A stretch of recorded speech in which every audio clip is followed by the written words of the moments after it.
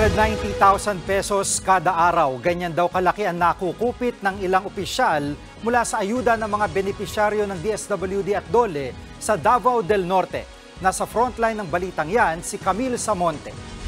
Government program. So, salamat sa inyo. Biktima ng ayuda scam si Myla. Ikinwento niya sa pagdinig ng Senate Committee on Public Order and Dangerous Drugs kung paano siyang kinupitan ng mga mismong tauhan umano ng munisipyo ng bayan ng Carmen sa Davao del Norte.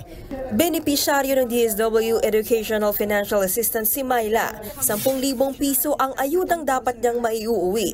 Pero kinupitan daw ito at 1,000 na lang ang napasa kanya. Pinapunta kami dun sa isang kwarto. Akala namin pag nakuha na namin yung pera, pwede na kami makalabas. Hindi. Pinapunta po kami dun sa isang kwarto kung saan may tao po dun na kukolektahin yung pera.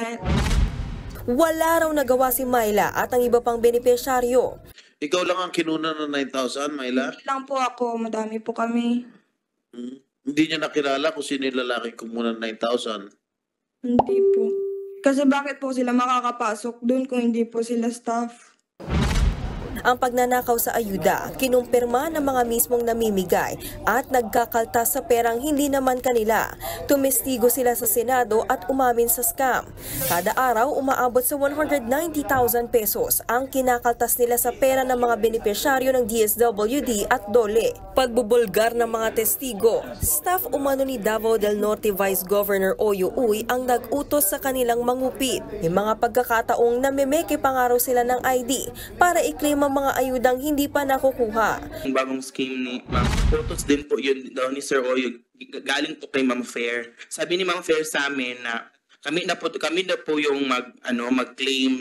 May mga ID ako na yung isang mukha ko pero iba-ibang pangalan po. 2021 pa raw nila ginagawa ang ayuda scam. Pinabulaan na naman yan ni Vice Governor Uy. He is not part of my staff. I don't know him. I forgot already his name. So I will just take note and I will make a separate investigation. But as to the allegations with regards to the, when was that? 2020-21? Again, I reiterate, I'm not yet a public official at the time. Dumistansya rin ng DSWD at giniit na wala silang tauang kasama sa pagbibigay ng educational financial assistance. Mga LGU raw ang inatasang mamigay ng ayuda. Pero para sa ilang senador, dapat hindi pa rin hinayaang LGU ang mamahala at dahil nauuwi ito sa pamumulitika. Tingin naman ni Senator Coco Pimentel, baka mas malalim pa ito sa politika, lalo't programa na ng gobyerno ang ginagamit pang scam. Beyond Davao del Norte politics. Hindi na para sa akin, hindi ito about Davao del Norte politics. Kailangan malaman na natin yung sindikatong operating behind this. Iimbitehan sa susunod na pagdinig ang ilang pang opisyal ng munisipyo na may alim din daw sa ayuda scam. Nagbabalita mula sa Frontline, Camille Samonte, News 5. Mga kapatid, Lucy Cruz Valdez po, maging maalam at may pakialam sa mga napapanahong balita sa bansa. Tumutok at mag-subscribe sa News 5 social media pages.